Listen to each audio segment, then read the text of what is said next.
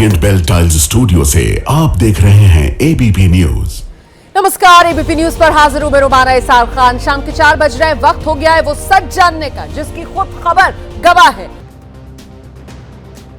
और आइए विस्तार से खबरों का रुख करेंगे। पहले बात उत्तर प्रदेश के वाराणसी की, जहां के दाल मंडी इलाके में आज बुलडोजर वाला एक्शन हुआ है।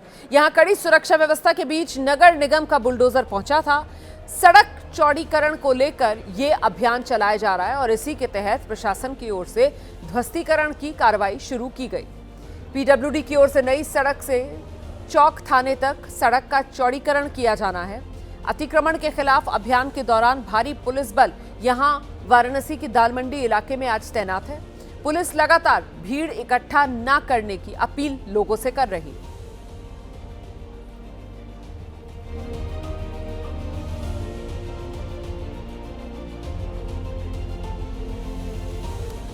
तो ये तस्वीरें आप देख रहे हैं, 4 तस्वीरें आपके सामने हैं। उत्तर प्रदेश का वाराणसी और वाराणसी का दाल मंडी इलाका, जहां आज प्रशासन की बुलडोजर वाला एक्शन देखने के लिए मिल रहा है।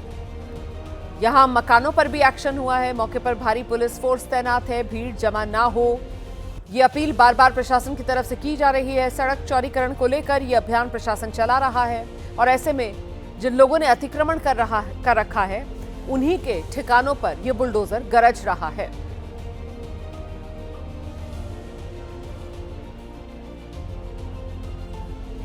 वाराणसी के दालमंडी बाजार में ध्वस्तीकरण की कार्रवाई की जा रही है, लेकिन आज सोमवार के दिन ये सबसे बड़ी कार्रवाई मानी जा रही है।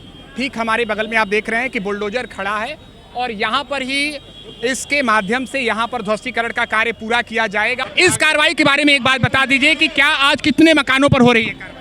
ये अभी एक ही चल रहा है, इसके अलावा भी एक और अंदर अभी करेंगे। ये अब बुलडोजर की कार्रवाई भी होगी? वो प्रयास में है, क्योंकि यहाँ पे तारों का इतना मकड़ जाल है, पब्लिक सेफ्टी भी देख रहे हैं हम लोग। संभावना बनेगी तो जरूर चलाएंगे। एक अंतिम सवाल, कितने मकानों को निर्धारित किया गया है और कितने धार्मिक स्थलों? टोटल 6 धार्मिक स्थल है। हाँ। और मकान को टोटल मकान 181। यहाँ के स्थानीय लोगों का सहयोग मिल रहा है? हाँ, स्थानीय लोगों का पूरा सहयोग। शुक्रिया। तो ये थे हमारे साथ पीडब्ल्यूडी के अधिकारी के सिंह, जो बता रहे थे कि यहाँ पर 181 मकान और 6 धार्मिक स्थलों को चिन्हित किया गया है। दरअसल उत्तर प्रदेश में आज अतिक्रमण के खिलाफ शहर शहर बुलडोजर वाला एक्शन देखने के लिए मिला है। 3 तस्वीरें अब मैं आपको दिखाने जा रही हूँ। एक तो काशी की ही तस्वीर है जिसके बारे में अभी हम आपको बता रहे थे, दाल मंडी इलाका। इसके अलावा संभल की तस्वीर देख लीजिए और देवरिया। तो काशी, संभल, देवरिया, यहाँ अवैध निर्माण पर यह बुलडोजर गरजा है। अवैध अतिक्रमण हटाया जा रहा है उत्तर प्रदेश के वाराणसी के दाल मंडी इलाके में। देवरिया में जो अवैध मजार वो जमींदोज कर दिया गया और वहीं उत्तर प्रदेश के संभल में अवैध तरीके से ये 7 मकान बनाकर खड़े कर दिए गए थे, उन पर बुलडोजर वाला एक्शन हुआ है।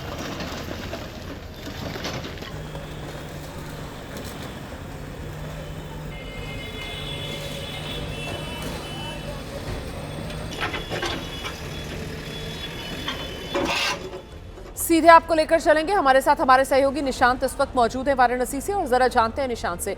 निशांत, आज के दिन जितनी कार्रवाई होनी थी, क्या वो मुकम्मल कर ली गई है या अभी भी बुलडोजर गरज रहा है दाल मंडी इलाके में?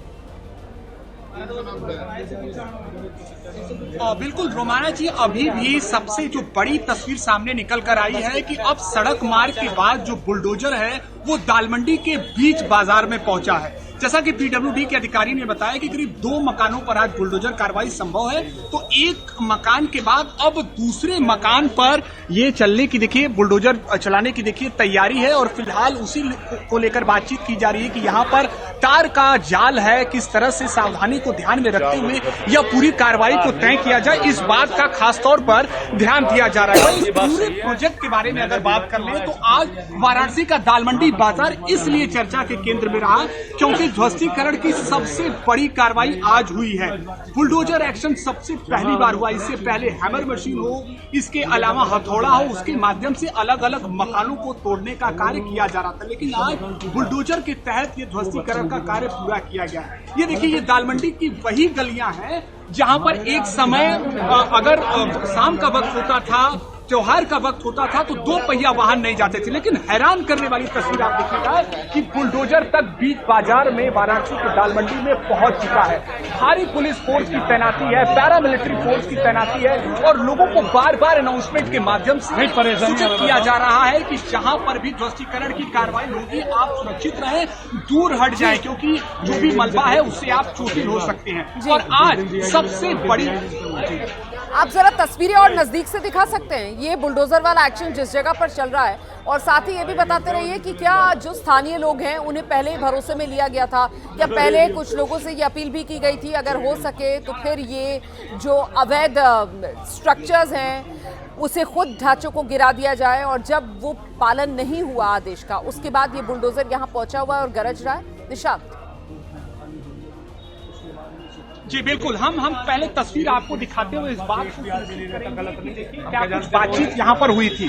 देखिए यहाँ पर 181 मकान और 6 धार्मिक स्थलों को चिन्हित किया गया है ध्वस्तीकरण को लेकर, और यहाँ से ही उसी ध्वस्तीकरण के बाद एक बेहतर मार्ग श्रद्धालुओं के लिए उपलब्ध कराया जाएगा, और इसी को ध्यान में रखते हुए ध्वस्तीकरण का कार्य हो रहा है। और आप देखिए ठीक हमारे सामने आप सीधा जो बुलडोजर है वो यहाँ पर खड़ा, और फिलहाल से बातचीत, दुकानदारों से बातचीत, इसके किस तरह से जो तार का जाल है उसे दूर करके इस कार्रवाई को पूरा किया जाएगा, इस बात का खास तौर पर ध्यान दिया जा रहा है। वही दुकानदारों की बातचीत करके कहना है कि कहीं न कहीं उन्हें इसका विकल्प दिया जाए, उन्हें इसके बारे में सोचा जाए। लेकिन जो रिपोर्ट है वो ये कि करीब 20 मकानों की रजिस्ट्री कराई गई, इसके बाद उन्हें मुआवजा दिया गया, और तब जाके ये अलग अलग मकानों पर अलग अलग अवधि में ध्वस्तीकरण की कार्रवाई हो रही है। तमाम जानकारी के लिए निशान नजर बनाकर रखेगा, आगे जो भी अपडेट होगा वो दर्शकों तक पहुंचाएंगे। तो देखिए किस तरीके से दाल मंडी का ये बीच बाजार वाला इलाका है, और यहाँ इस वक्त बुलडोजर बढ़ता हुआ आप देख रहे हैं तस्वीरों में। यहाँ इस इलाके में अभी और ध्वस्तीकरण का काम होना है, और इसीलिए ये बुलडोजर इन तंग गलियों में आगे बढ़ता हुआ। आप जानते हैं उत्तर प्रदेश में अगले साल विधानसभा के चुनाव होने हैं, लेकिन अभी से सियासी माहौल गरमाया हुआ है। पार्टियां एक दूसरे पर जमकर वार पलटवार कर रही हैं, जाति धर्म का कार्ड जमकर खेला जा रहा है।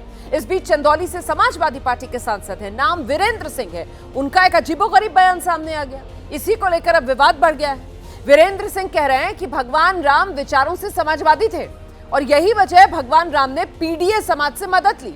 उन्होंने दूसरे राजाओं से मदद लेने की जगह निषाद समाज से, वनवासियों से समर्थन लिया। अब ये सभी लोग पीडीए समाज से आते हैं। सुनिए जरा वीरेंद्र सिंह का ये बयान। अगर वो राजा राम रहते तो राजाओं की मदद लेते, क्योंकि उनके जनक जी उनके ससुर थे, उनके पिता राजा दशरथ चक्रवर्ती राजा थे, वो स्वयं थे, उनके ननिहाल और उनके तमाम ऐसी जगहों के उदाहरण हैं जो चक्रवर्ती राजा थे।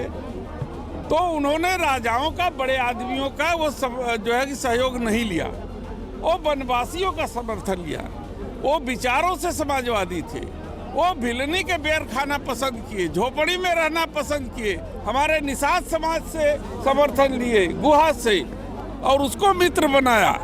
तो जो ऐसे लोगों को मित्र बनाता है, ऐसे लोगों को सम्मान देता है, वो समाजवादी है, नहीं तो है क्या? की समर्थक है, वो राजा राम की समर्थक है, वो राम के उस रूप के समर्थक है जब राजा राम अयोध्या में पुनः लौट करके आए और राजा के रूप में विराजमान हुए, और उनसे इन्हीं लोगों ने गलतियां कराई, माता सीता को वनवास भेजवाया। यही भारतीय जनता पार्टी जैसे लोग जो है वो चुगली किए थे, तो इसलिए हुआ था। तो ये वीरेंद्र सिंह का बयान आपने सुना, समाजवादी पार्टी के सांसद हैं, और इन्हीं के बयान पर राजनीति गर्म है। यूपी सरकार में मंत्री संजय निषाद वो कह रहे हैं कि धर्म और राजनीति का घालमेल नहीं करना चाहिए। भगवान राम का विरोध करेंगे तो सत्ता में कैसे आएंगे भाई? आपको तो रहना ही पड़ेगा ना, आपको रहना पड़ेगा साथ में, उनका साथ देना पड़ेगा, क्योंकि 80% इस देश में हमारे लोग लगभग हमारे भारतीय सभ्यता और हिंदू धर्म को मानने वाले लोग हैं।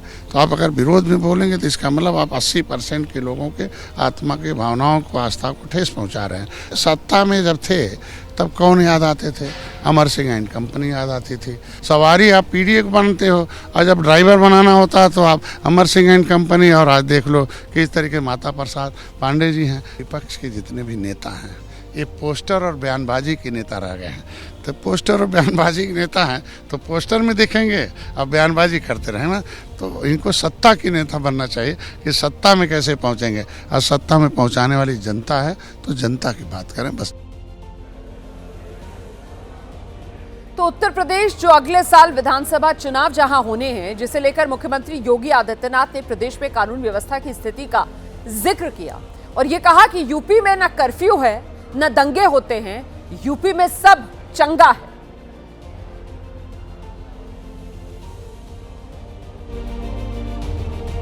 अब कर्फ्यू नहीं है, दंगा भी नहीं है, अब तो यूपी में सब जगह चंगा है। हर व्यक्ति खुशहाल है, अपने कारोबार में लगा है, सुरक्षित माहौल में रह रहा है। अब चिंता काहे की? हर व्यक्ति अपने काम धंधे में लिप्त है, मजबूती के साथ आगे बढ़ रहा है। ये एक प्रयास है, उस प्रयास में सहभागी बनना। और परिणाम क्या है? इन्वेस्टमेंट भी आ रहा है, टूरिज्म भी बढ़ रहा है। आगे बढ़ेंगे। बीजेपी के राष्ट्रीय कार्यकारी अध्यक्ष नितिन नबीन आज हरियाणा के दौरे पर गुरुग्राम पहुंचे। वो गुरुग्राम में नितिन नबीन का भव्य स्वागत किया गया। हरियाणा के मुख्यमंत्री नायब सिंह सैनी के साथ नितिन नबीन ने गुरुग्राम में रोड शो किया। कार्यक्रम में नितिन नबीन ने कहा कि हरियाणा की सरकार लगातार राज्य के विकास के लिए काम कर रही है। युवाओं को रोजगार के नए नए अवसर बीजेपी सरकार के दौरान हरियाणा में दिए जा रहे हैं। राजनीति में आने वाले युवाओं को उन्होंने शॉर्टकट से बचने की सलाह दी है।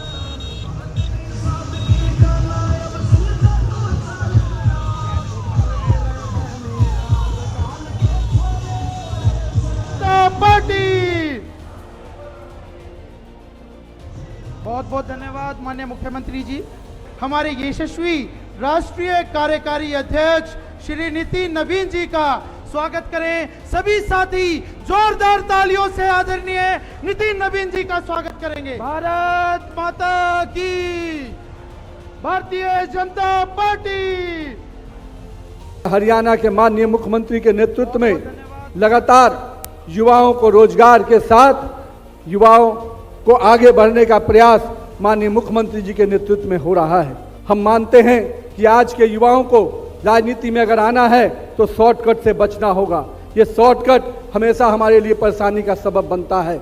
राजनीति करने वाले लोगों को मैं यही कहूँगा कि मेरे युवा साथियों, राजनीति 100 मीटर का रेस नहीं, राजनीति एक लॉन्ग मैराथन है। इसमें स्पीड का टेस्ट नहीं, इसमें स्टेमिना का टेस्ट होता है। आइए पेशेंस के साथ, स्टेमिना के साथ हम आगे बढ़े और इस देश की राजनीति को विश्व गुरु में अगर भारत को बनाना है, नए जनरेशन के साथ आगे बढ़ना है, तो हमको अपने धैर्य के साथ, अपनी सही दिशा के साथ आगे बढ़ना होगा।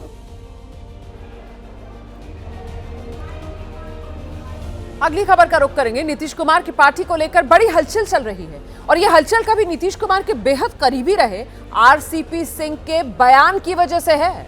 आज पटेल समाज की ओर से दही चूड़ा भोज का आयोजन किया गया था। इस आयोजन में नीतीश कुमार पहुंचे थे, आरसीपी सिंह भी यहां मौजूद थे। आरसीपी सिंह ने इस भोज के बाद कह दिया कि वो और नीतीश तो कभी अलग ही नहीं हुए, दोनों तो एक ही हैं। जितना मैं नीतीश कुमार को जानता हूं उतना कोई और नीतीश को नहीं जानता। ये दावा आरसीपी सिंह की तरफ से कर दिया गया। और पत्रकारों ने जब पूछा क्या वो एक बार फिर जेडीयू में आएंगे, इस पर उनका जवाब था वक्त आने पर सब पता चल जाएगा। तो आरसीपी सिंह ने दिए जेडीयू में शामिल होने के संकेतों के साथ साथ अपनी करीबी नीतीश कुमार के साथ इसका भी बखान अपने बयान में करते हुए आरसीपी सिंह पत्रकारों के सामने नजर आए। कह रहे हैं जितना मैं नीतीश को जानता हूं उतना कोई और जानता नहीं, मैं तो कभी नीतीश से अलग ही नहीं हुआ। यह दावा आरसीपी सिंह की तरफ से किया गया है।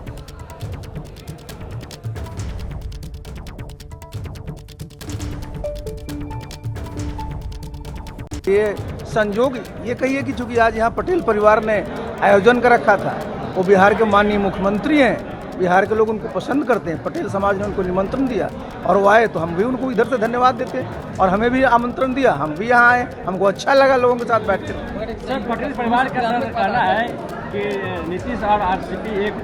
अच्छा ये बताइए, आपको कहाँ से लगता है कि हम लोग दो हैं? हम लोग तो एक ही है ना जी। देखिए, हम उनके साथ 25 वर्षों तक रहे, तो जितना हम उनको जानते हैं, जितना वो हमको जानते हैं, कोई जानता है क्या? खमास बाद आरसीपी सिंह जदयू ज्वाइन करेंगे, ये तो आपको पता चलेगा। अगली खबर महाराष्ट्र से है, जहां बीएमसी चुनाव को लेकर सियासी घमासान तेज है। वार पलटवार चल रहा है और इस कड़ी में उद्धव गुट के नेता आदित्य ठाकरे ने बीजेपी पर जोरदार हमला बोल दिया। उद्धव गुट के नेता उद्धव ठाकरे के बेटे आदित्य ठाकरे का बीजेपी पर सीधा निशाना। बीएमसी चुनाव में जनता यूबीटी एमएनएस के साथ है, यह आदित्य ठाकरे कह रहे हैं। जनता इस बार बीजेपी को नकार देगी, आदित्य ठाकरे दावा कर रहे हैं। बीजेपी और अन्नामलाई ने महाराष्ट्र का अपमान किया है।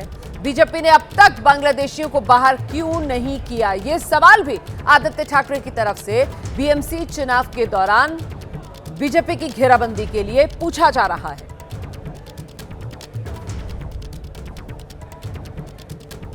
फडणवीस साहब ने कल मैनिफेस्टो में कहा है कि एआई टूल निकालेंगे। क्यों? शहर के लिए नहीं, बांग्लादेशियों को पहचानने के लिए। तो अभी तक 12 साल में इन्होंने क्या किया है? आप यूपीए के फिगर्स देखो, बांग्लादेशियों को डिपोर्ट करने के, और एनडीए के देखो, भाजपा के देखो। 12 साल इनके ही प्रधानमंत्री, 12 साल इनके ही गृह मंत्री केंद्र में, 10 साल यहाँ पे उनकी सत्ता। देवेंद्र फडणवीस साहब खुद गृह मंत्री 10 साल थे और इनको बांग्लादेशी अभी नहीं दिखे, अब भी दिखने लगे, अभी तक दिखे नहीं। गटर वाटर मीटर के चुनाव में वो बांग्लादेश के बारे में बात कर रहे हैं। ये तो फॉरेन मिनिस्टर बना दे इनको यार, या होम मिनिस्टर बनना है इनको जल्दी में, या प्रधानमंत्री बनना होगा शायद इनको जल्दी में। तो मुंबई की अगर बात की जाए, बीएमसी चुनाव के मद्देनजर सियासी पारा हाई है, जोर शोर से प्रचार अभियान चल रहा है। इस कड़ी में बॉलीवुड अभिनेत्री रवीना टंडन ने मुंबई में शिवसेना उद्धव गुट के प्रत्याशी के लिए प्रचार किया। मैदान में प्रचार करती रवीना टंडन की यह तस्वीर आपके सामने।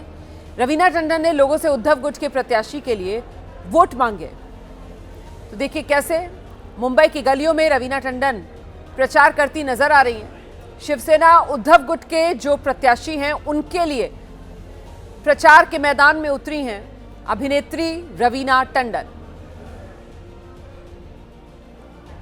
और अब खबर अलीगढ़ मुस्लिम यूनिवर्सिटी को लेकर एक नए विवाद की, जहां तिलक लगाकर पहुंचे एक कर्मचारी को टोकने का मुद्दा संत समाज में नाराजगी की वजह बन रहा है। बुलंदशहर पहुंचे थे कथावाचक देवकीनंदन ठाकुर, उन्होंने इस बात को लेकर कड़ी आपत्ति जता दी। देवकीनंदन ठाकुर पूछ रहे हैं, क्या सेक्युलरिज्म का ठेका सिर्फ हिंदुओं ने लिया है? अगर अलीगढ़ मुस्लिम यूनिवर्सिटी में तिलक लगाकर जाने पर पाबंदी है तो टोपी पहनने पर भी पाबंदी लगे। देवकीनंदन ठाकुर ने कह दिया, एएमयू में अगर मस्जिद है तो वहां मंदिर भी बने। क्या धर्मनिरपेक्षता का ठेका सिर्फ हिंदुओं ने लिया? ये बयान उन्होंने एएमयू के कर्मचारी के आरोपों को लेकर दिया है, जिसमें उसने कहा कि उसे तिलक लगाकर आने पर टोका गया था, उसे कार्यालय से बाहर कर दिया गया। इसको लेकर देवकीनंदन ठाकुर ने कहा है कि एएमयू में अगर टोपी चलेगी तो वहां तिलक भी चलेगा।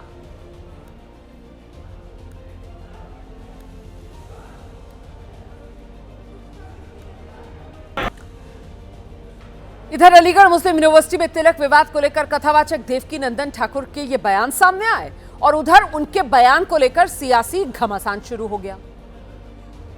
देवकीनंदन जी महाराज का जो बयान है, एक तो यह है कि धार्मिक लोगों को, जो धर्माचार्य हैं, उन्हें कम से कम समाज में सद्भाव, सहिष्णुता और प्रेम के भाव का संचार करना चाहिए। किसी तरह के कटुता और नफरत का जो लोग भाव का संचार करते हैं मानवता में, नागरिकों के बीच में, वो संत नहीं है। हिंदुस्तान में रहने वाले तमाम लोग जिनको अखंड भारत की कल्पना है, तो उनको ये ध्यान में आता है कि पाकिस्तान, बांग्लादेश कभी भारत का ही अंग था। जो राजनीतिक कारणों से कांग्रेस की जो सत्ता की भूख थी उसके नाते से अलग हो गया, तो उस मंशा के नाते तमाम लोगों को ये लगता है, और हमको लगता है कि इसमें कोई किसी को आपत्ति नहीं होनी चाहिए। हर व्यक्ति ये चाहता है कि उसकी सीमाएं जो पूर्व में थी वहाँ तक हमारी सीमाएं पहुँचे। ये पकड़ सिर्फ इसलिए बोल रहे हैं कि इन्हें नरेंद्र मोदी जी की कृपा चाहिए। कृपा पात्री हो गए हैं कथावाचक की जगह पर, चाटुकार हो गए हैं कथावाचक की जगह पर। देवकीनंदन ठाकुर समाज में व्याप्त असमानता पर नहीं बोल पा रहे हैं। देवकी नंदन ठाकुर सिर्फ इस तरीके की फिजूल की बयानबाजी करके सिर्फ नरेंद्र मोदी जी की आंखों में आकर के पद्मश्री या पद्म भूषण कोई पुरस्कार पाना चाहते हो तो ये देवकी नंदन ठाकुर का अपना विषय हो सकता है, समाज को इससे कोई लेना देना नहीं। दरअसल अलीगढ़ मुस्लिम यूनिवर्सिटी को लेकर कथावाचक देवकी नंदन ठाकुर के बयान पर सियासत हो रही है, लेकिन कुछ सवाल हैं जो हिंदू मुसलमान करने वालों से पूछे जाने चाहिए, खासकर कथावाचक देवकी नंदन ठाकुर से। क्योंकि एएमयू में तिलक विवाद अभी का तो है नहीं, ये तो 4 महीने पुराना मामला है। इस पे कर्मचारी ने आरोप लगाया कि उसे तिलक लगाकर आने की वजह से कार्यालय से भगा दिया गया, जिसकी शिकायत उसने यूनिवर्सिटी प्रशासन से, पुलिस से की। लेकिन 4 महीने में अभी तक पुलिस की जांच में तो कुछ सामने आया नहीं। ऐसे में मामले पर हिंदू मुसलमान करने से पहले सवाल तो यह होना चाहिए कि पुलिस ने अब तक जांच पूरी क्यों नहीं की। आखिर पुलिस ने मामले की जांच में जो लेट लतीफी की है उस पर एक्शन क्यों नहीं लिया गया, और जो आरोप लगे हैं उनकी अगर अभी तक जांच नहीं हुई तो फिर उन आरोपों की सत्यता को किस आधार पर मान लिया जाए, और उन आरोपों को आधार बनाकर हिंदू मुसलमान करना कितना जायज है। क्योंकि ये मामला दफ्तर में गुटबाजी का भी तो हो सकता है ना। ये मामला एक दफ्तर में काम करने वाले 2 कर्मचारियों के बीच के मतभेद का भी हो सकता है। तो इस तरीके के मामले को बिना सही जांच पड़ताल सीधे हिंदू मुसलमान से जोड़ देना ये कितना जायज है। देवकी नंदन ठाकुर जी ने तो अपना फरमान सुना दिया, कह दिया एएमयू में अगर टोपी चलेगी तो तिलक भी लगेगा। और जब इन सवालों के साथ मैंने आज दोपहर में देवकी नंदन ठाकुर से बात की तो वो इधर उधर की बातें करने लगे। एएमयू के साथ साथ देश के बाकी शैक्षणिक संस्थानों पर भी उन्होंने सवाल उठा दिए। आपने तो इस बात पर मोहर लगा दी देवकी नंदन ठाकुर जी, आपका इतना बड़ा औरा है, इतना बड़ा आपका कद है, आप जब कुछ बात कहते हैं तो उसमें कुछ वजन होना चाहिए ना। आपको तो पूरी मतलब तसल्ली करके जांच पड़ताल करके किसी भी मुद्दे पर बात रखनी चाहिए। आपकी बात से तो आपने मोहर लगा दी, जबकि अभी तक पुलिस जांच में तो पता नहीं चला सच क्या है क्या झूठ है। रोमाना जी, मैं आपको एक बात बताता हूँ, मैं जिस जगह पे काम करता हूँ, आपको पता है, आपके चैनल पे एक प्रोग्राम चला था जब मैं जयपुर में अदा कर रहा था, नो तिलक नो एंट्री जी। मैं तिलक से अब से काम नहीं कर रहा हूँ। मैं तिलक के लिए कम से कम 15-20 साल से तो काम कर रहा हूँ, और सभी सनातनियों कह रहा हूं कि जब मेरे भगवान तिलक लगाते तो उनको भी तिलक लगाना चाहिए, और इसके लिए मैं प्रचार करता हूं, कथाओं में भी करता हूं, और इसमें किसी की बुराई नहीं है। आपने देखा होगा नो तिलक नो एंट्री, इसमें अभी हमने जयपुर में भी किया था। एक और बात मैं आपको बताऊं, मेरे पास बहुत सारी शिकायतें हैं, और आपको मेरे सोशल मीडिया पे भी ये चीजें मिल जाएंगी कि मॉडर्न स्कूलों में भी हमारे बच्चों को कहा जाता है तुम तिलक लगा के नहीं आओगे। मेरे बच्चों को कहा जाता है, क्यों रोकेंगे मेरे बच्चों को तिलक? अरे भाई, प्राइवेट स्कूल वाले कोई हमारे ऊपर दया तो कर नहीं रहे, पैसा ले रहे हैं, फीस ले रहे हैं, उसके बाद हमारे बच्चों को एजुकेशन दे रहे हैं, और मेरे बच्चों के संस्कारों को मार देंगे। वो तिलक नहीं लगाने देंगे, वो सिखा नहीं रखने देंगे, वो कलावा नहीं बांध लेंगे। अरे वो है कौन भाई? कोई भी क्यों है? मेरे संस्कारों को कोई क्यों रोकेगा? जबकि मेरा संस्कार तो किसी का बुरा चाहता नहीं। तो ऐसी बहुत सारी शिकायतें हैं तिलक लगाने के पीछे, और मेरी सोशल साइट पे भी आपको ये सब चीजें मिल जाएंगी। तो मेरा मीनिंग ये है कि मेरे अब आप माथे प्राइवेट स्कूल्स पर आ गए तो सर हर जगह का अपना कुछ नियम होता है सर, कायदे कानून होते हैं, यूनिफॉर्म पहननी होती है, यूनिफॉर्म में क्या इंक्लूडेड है क्या इंक्लूडेड नहीं है, इसकी छूट तो सर देश का संविधान भी देता है ना उन इंस्टीट्यूट्स को जहां पर इस तरीके के नियम बनाए जाते हैं। और जहां मैं तो इसको कहूंगी सर बात का बतंगड़ बनना। बताइए क्या फर्क पड़ जाएगा सर? क्या हम अपने संस्कार भूल जाएंगे? क्या हम अपने संस्कार भूल जाएंगे अगर हम तिलक लगा बिना लगाए, या हम बिना हिजाब लगाए चले जाएंगे उस शैक्षणिक संस्थान में जहां पर उसका नियम है कि साहब आपको जो यूनिफॉर्म है बस उसी के तहत तैयार होकर स्कूल में आना है? इसमें क्या हो गया सर? हम क्यों बात का बतंगड़ बनाए? आपको पता है कितने स्कूल ऐसे हैं जहां हाथ में मेहंदी लगाकर जाने पर भी बैन है।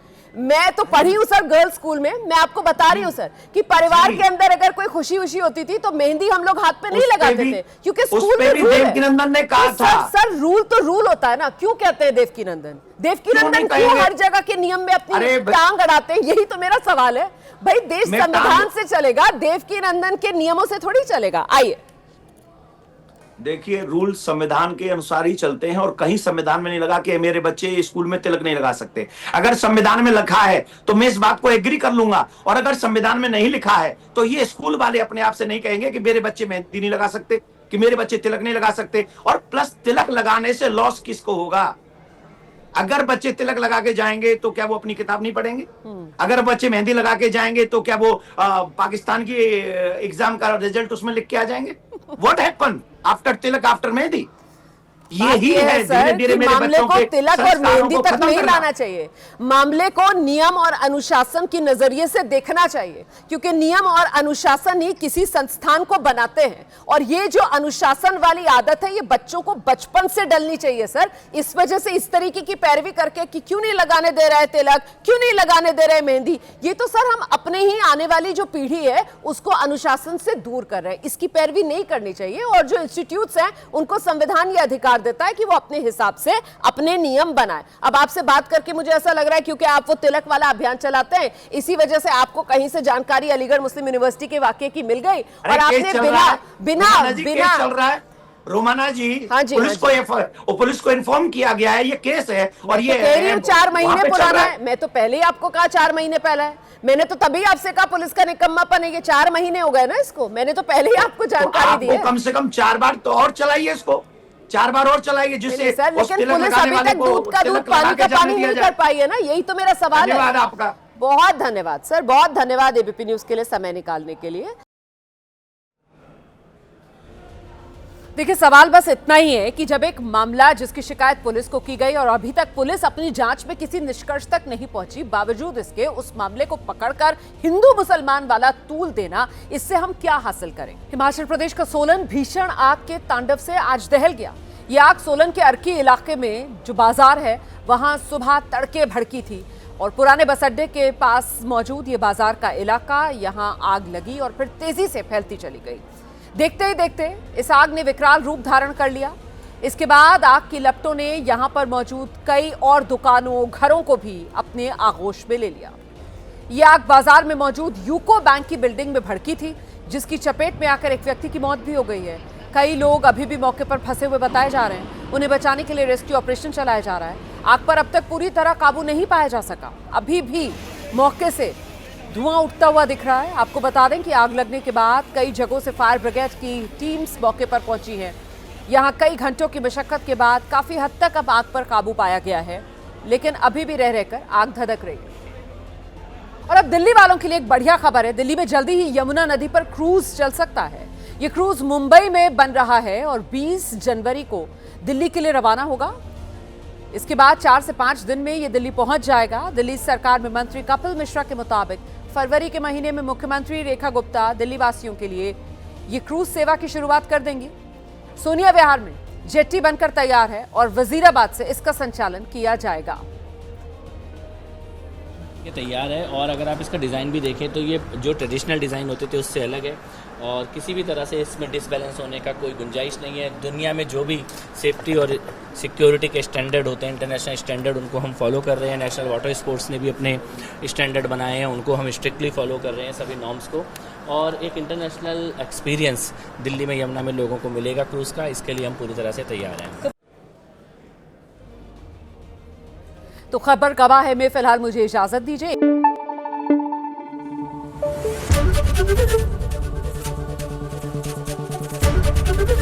एबीपी न्यूज आपको रखे आगे।